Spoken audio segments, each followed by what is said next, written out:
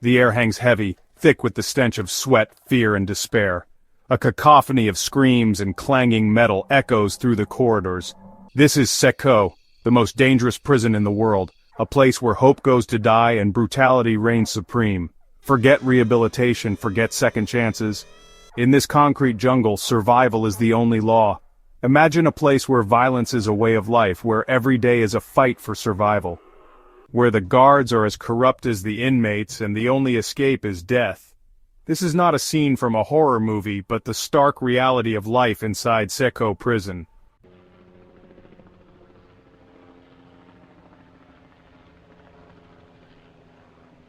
While Cecot is synonymous with brutality, it is also a testament to the enduring human spirit.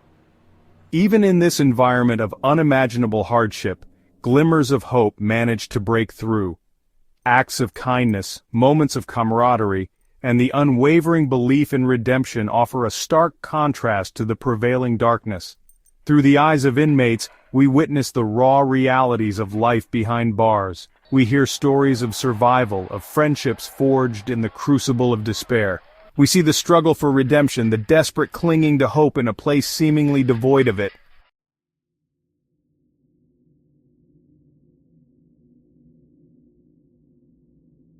This is a story that transcends geographical boundaries. It's a story about the choices we make, the consequences we face, and the systems that define our world. It's about the human cost of punishment and the urgent need for reform. Through unflinching accounts and intimate portraits, we delve into the heart of Cecot, exposing its brutal realities and exploring the profound questions it raises about humanity, justice, and redemption. Join us as we venture inside Cecot, a place where despair and resilience collide, and where the human spirit is tested like nowhere else on earth.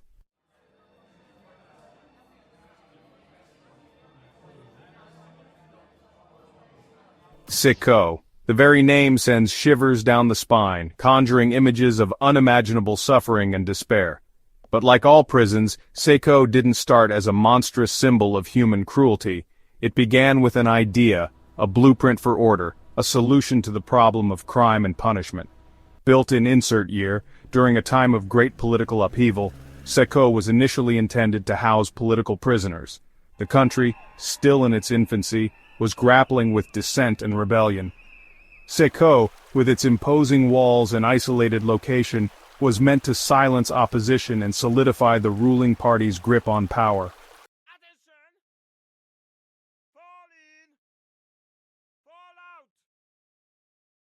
The rise of a ruthless dictator in insert year marked a turning point in Cecot's history. The prison became a dumping ground for the regime's enemies, real and imagined. Political dissidents, journalists, artists, anyone deemed a threat to the dictator's authority, were rounded up and thrown into Cecot's overcrowded cells. Torture, starvation, and summary executions became commonplace. The guards, fueled by fear and propaganda, embraced their role as instruments of the state's brutality. Cecot was no longer about rehabilitation, it was about crushing the human spirit, about making an example of anyone who dared to defy the regime.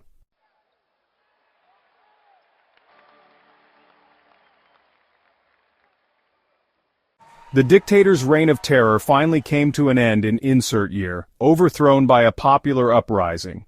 With the fall of the regime, the world finally got a glimpse into the horrors that had transpired within Cecot's walls. The images that emerged, emaciated bodies, mass graves, torture chambers, shocked the world and cemented Cecot's reputation as a place of unimaginable cruelty. Yet even with the dictator gone, Cecot's legacy of brutality persisted. The new government, grappling with the overwhelming task of rebuilding the country, struggled to address the deeply ingrained corruption and violence within the prison system.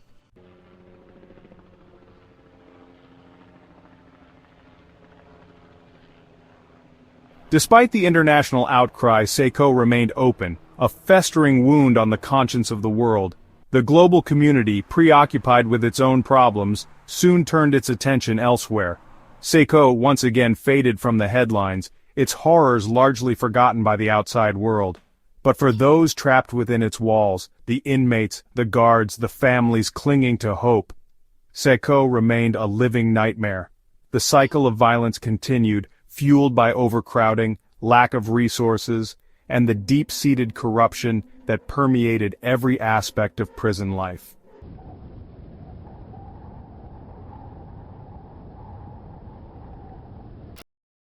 The air grows thick and heavy as we approach Cecot, a suffocating blanket of dread settling over us.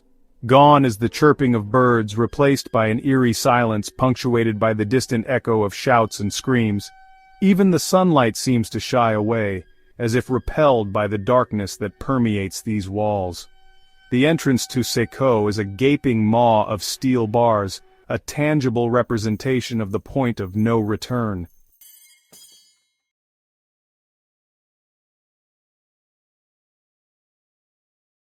Section 2. The Iron Grip of Despair. Life inside Cecot's walls.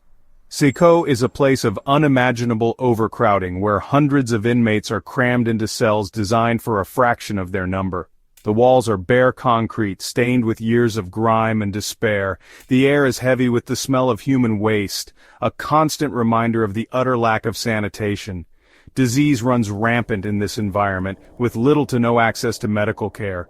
A simple cut can quickly turn deadly, and treatable illnesses become death sentences. Food, when it's available, is meager and often rotten.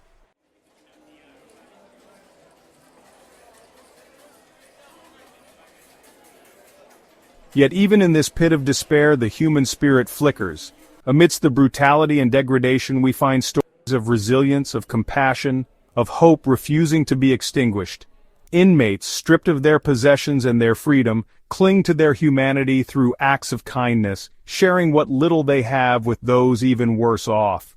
We see friendships forged in the fires of adversity, bonds unbreakable even in the face of unimaginable hardship. Men who have lost everything find solace in shared stories, in laughter that momentarily drowns out the surrounding darkness. They create their own forms of currency, trading favors, skills, and even whispers of hope to survive another day.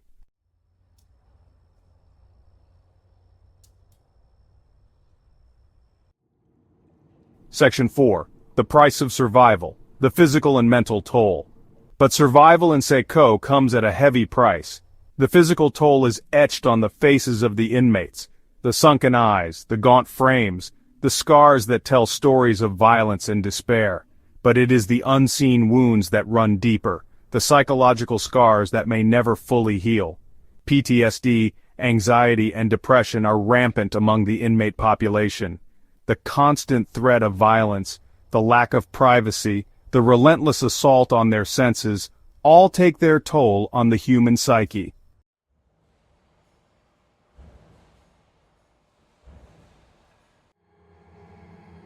Behind the bars and razor wire exist human beings. Each face in Cecot tells a story of despair, resilience, and chilling brutality. These are fathers, sons, artists, dreamers, their lives fractured by choices and an unforgiving system. There's Miguel, a young father imprisoned for petty theft. There's Omar, a former soldier haunted by war, and the infamous butcher of local town, whose crimes still terrify.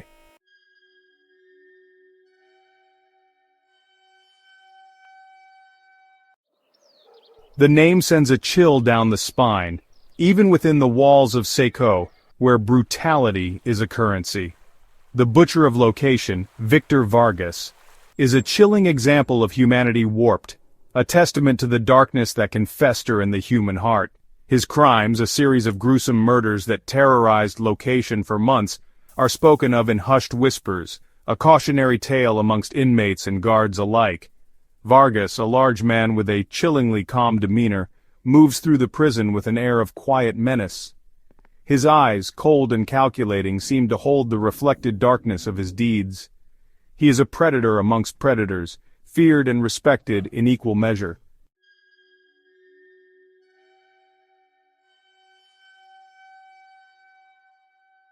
Section 3. The Professor, a mind trapped, a spirit unbroken. Professor Elias, a former lecturer, is imprisoned for his political beliefs. Despite years of torture, his spirit remains unbroken. Elias is a beacon of hope, teaching fellow inmates to read and write. His cell, adorned with maps and poetry, is a sanctuary of learning.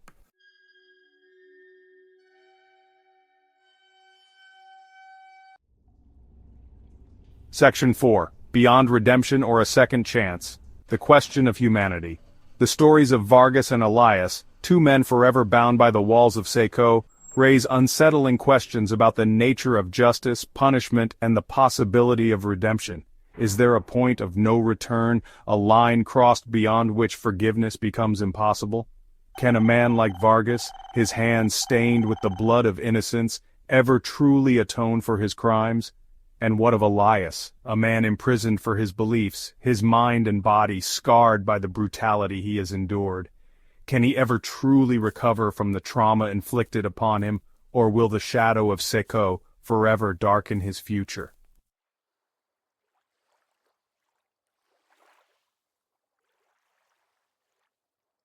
Section 1. Beyond the Walls, Cecot's Shadow over the Town. The town of local town name huddles in the shadow of Cecot, a grim monument to despair casting a long shadow over its inhabitants. The prison, a looming presence on the horizon, is a constant reminder of the darkness that lurks just beyond the town's periphery.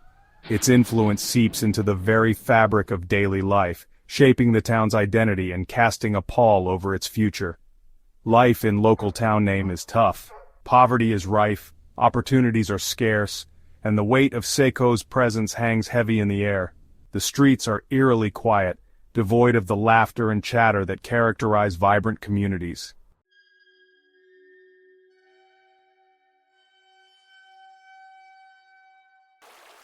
Section 2. A community held hostage, living in fear of Cecot. Fear is a constant companion in local town name. Fear of the prison itself, its reputation for brutality seeping into the town's psyche. Fear of the guards, many of whom are as corrupt as the criminals they oversee, their power extending beyond the prison walls. And fear of the inmates, some of whom have family in the town, their loyalties divided between blood ties and the unforgiving code of the prison. The local economy, too, is inextricably linked to Cecot. The prison provides jobs, a lifeline in a sea of poverty. But it's a Faustian bargain, the community's livelihood dependent on the continued existence of an institution that brings only misery.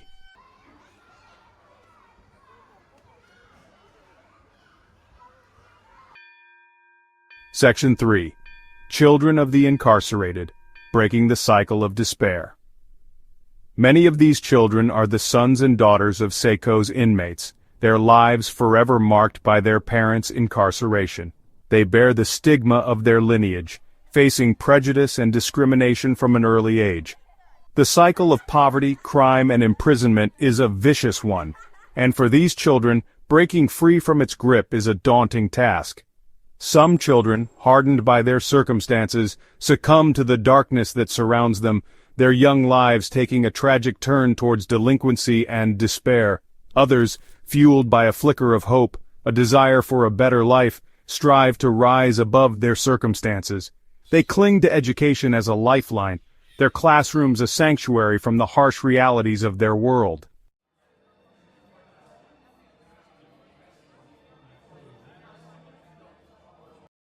Section 4. A Glimmer of Hope, Economic Opportunity in the Shadow of Cecot.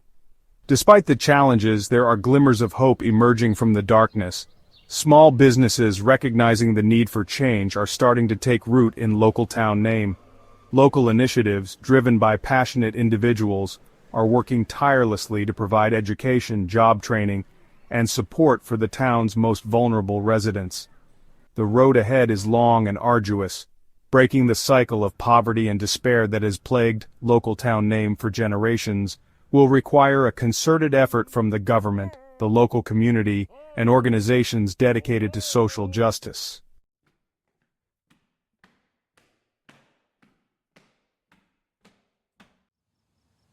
A broken system, Cecot as a microcosm of failure. Cecot, in its stark brutality, serves as a chilling microcosm of a global prison system in crisis.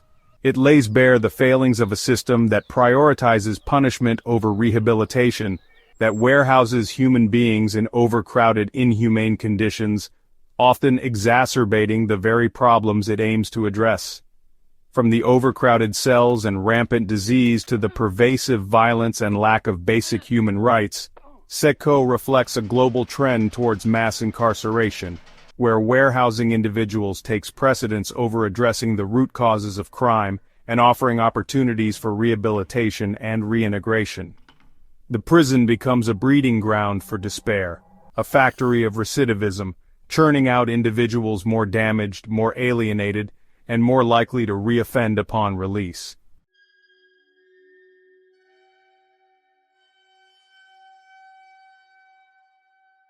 The human cost beyond statistics and razor wire.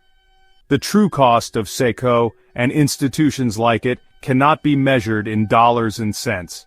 It is etched on the faces of the men and women trapped within its walls, in the haunted eyes of children visiting incarcerated parents, in the weary resignation of communities forever linked to the prison's grim legacy. It is a cost paid in lost potential, in fractured families, in dreams extinguished before they can even take flight. It is a cost paid in the erosion of human dignity, in the slow death of hope, in the normalization of brutality that seeps into the very fabric of society.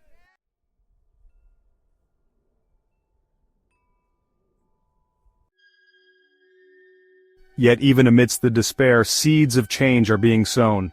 Around the world, a growing movement for prison reform is gaining momentum, challenging the status quo and advocating for a more humane and effective approach to justice. From grassroots organizations working tirelessly to improve conditions within prisons to legal scholars and activists pushing for policy changes, a chorus of voices is demanding a shift in perspective. This movement recognizes that true justice requires more than simply locking people away. It demands addressing the root causes of crime, providing education and job training, offering mental health and addiction services, and creating pathways for reintegration into society. It recognizes that investing in rehabilitation is not only morally right, but also fiscally responsible, breaking the cycle of recidivism and creating safer, healthier communities for everyone.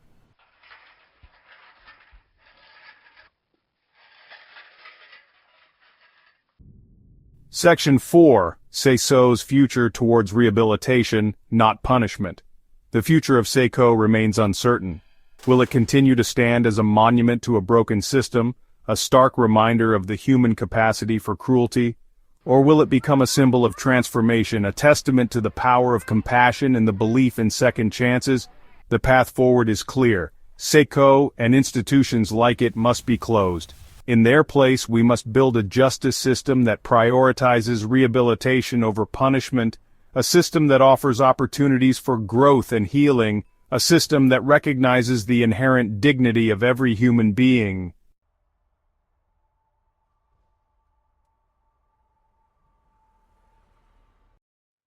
Section 1. Cecot's Echo, a reminder and a responsibility. Cecot stands as a stark warning, a chilling reminder of what happens when humanity fails to uphold its own humanity. It is a monument to the corrosive power of fear, indifference, and the systems we build that perpetuate suffering in the name of justice. But Cecot's echo, the reverberation of its horrors, also carries a responsibility. We cannot turn away from the ugliness, the uncomfortable truths revealed within those walls. Cecot demands we confront our own complicity, our willingness to accept a world where such places exist, where lives are discarded and hope is extinguished. The stories we've encountered, the whispers of resilience and despair, must fuel a collective demand for change.